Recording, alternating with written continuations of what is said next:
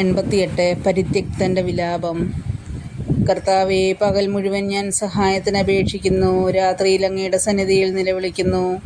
എൻ്റെ പ്രാർത്ഥന അങ്ങയുടെ മുൻപിൽ എത്തുമാറാകട്ടെ. എൻ്റെ നിലവിളിക്ക് ചെവി ചായിക്കണമേ.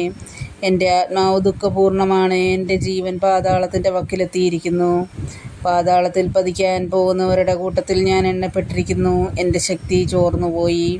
മരിച്ചവരുടെ ഇടയിൽ പരിത്യജിക്കപ്പെട്ടവനെ പോലെയും ശവകുടീരത്തിൽ കിടക്കുന്ന വധിക്കപ്പെട്ടവരെ പോലെയും അങ്ങ് ഇനി ഒരിക്കലും ഓർക്കാത്തവരെ പോലെയും ഞാൻ അങ്ങിൽ നിന്ന് വിച്ഛേദിക്കപ്പെട്ടിരിക്കുന്നു.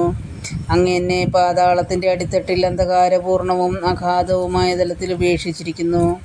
അങ്ങയുടെ ക്രോധം എന്നെ ഞെരുക്കുന്നു, അങ്ങയുടെ തിരമാലകൾ എന്നെ മൂടുന്നു.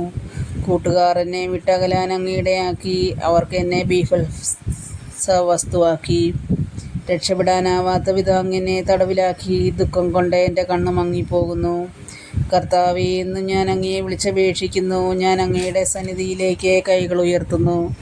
മരിച്ചവർക്ക് വേണ്ടി അങ്ങ് അത്ഭുതം പ്രവർത്തിക്കുമോ? നിഴലുകൾ അങ്ങയെ പുകഴ്ത്താൻ ഉണർന്നെഴുന്നേൽക്കുമോ?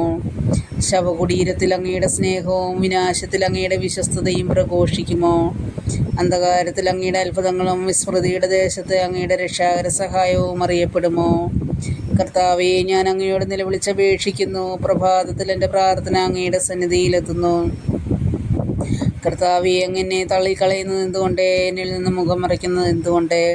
ചെറുപ്പം മുതൽ ഇന്നോളം ഞാൻ പീഡിതനും മരണാസന്നനുമായി അങ്ങയുടെ ഭീകര ശിക്ഷകൾ സഹിക്കുന്നു. ഞാൻ നിസ്സഹായനാണ്.